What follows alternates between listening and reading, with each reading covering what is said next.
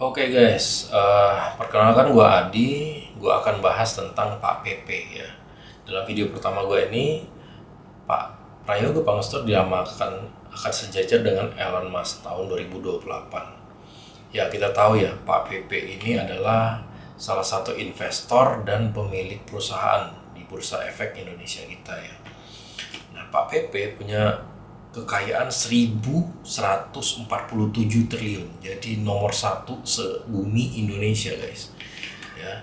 Sedangkan Elon Musk, ya kita tahu lah ya, Elon Musk ini adalah orang terkaya nomor satu di dunia, pemilik Tesla, pemilik SpaceX, ya, roket, pemilik X, Twitter ya akuisisi Twitter.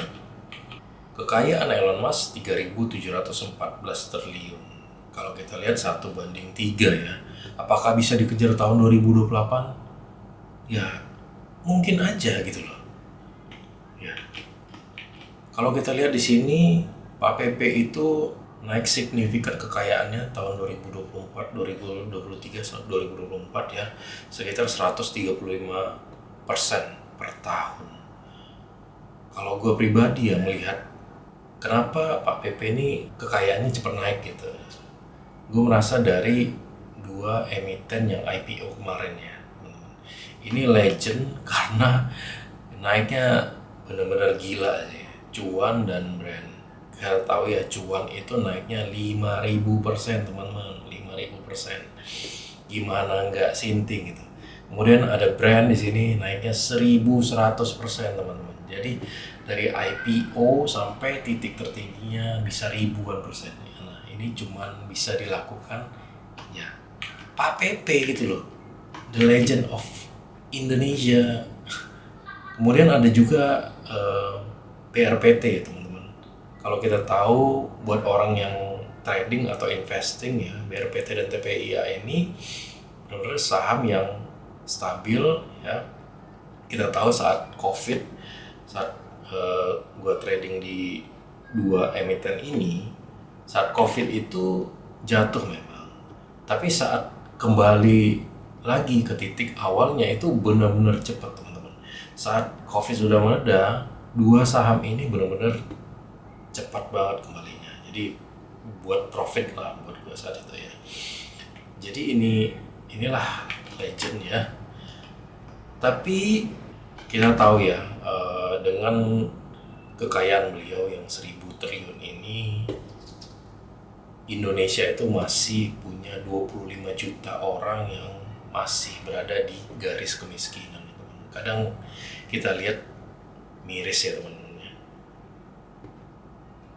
Nah, dari websitenya Forbes, Pak PP ini berada di posisi 32 orang terkaya ya saat ini ya, dengan kekayaan 45,3 miliar US dollar ya, atau 1.100 triliun tadi deh gitu.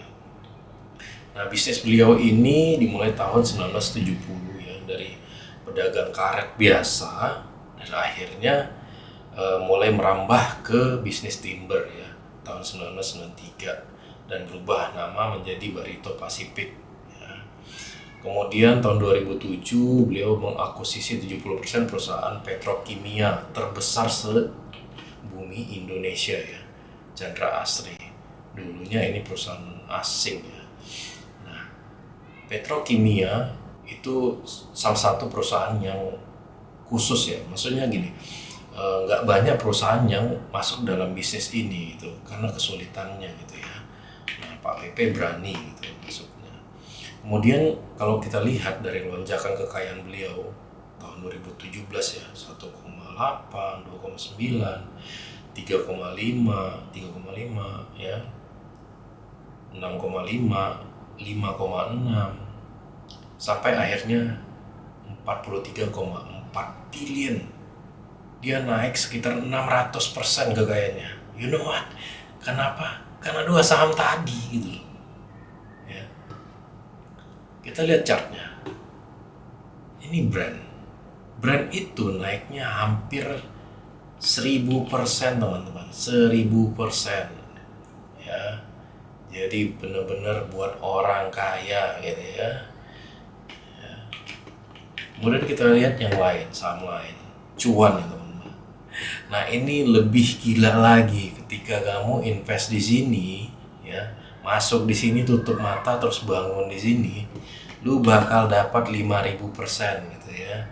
Nabungnya 100 juta, udah berapa ini kali 5.000%-nya? Ya. Sampai detik ini pun di 2025 dia masih berada di pucuk tertingginya gitu loh. Ini nggak karuan sih buat orang kaya mendadak gitu ya teman-teman. Oke. Nah, kita tiru Pak Prayogo ya. Kalau Pak Prayogo itu berarti dia tuh membeli terus ya, membeli terus saham yang benar-benar berfundamental bagus ya, dikembangkan, kemudian someday bakal dijual untuk mendulang keuntungan gitu ya. Nah, sama kayak Warren Buffett, beli dan simpan begitu ya. Kemudian dia masuk ke perusahaan-perusahaan yang profitnya bagus, perkembangannya cukup bagus ya, kayak petrokimia itu di Indonesia jarang ya, tapi dia punya gambaran yang bagus untuk kedepannya. Dan hasilnya apa? Dia cuan ya. Kayak brand ini kan perusahaan yang jarang ada ya, maksudnya dia renewable energy, perusahaan yang mendapatkan energi dari alam gitu ya.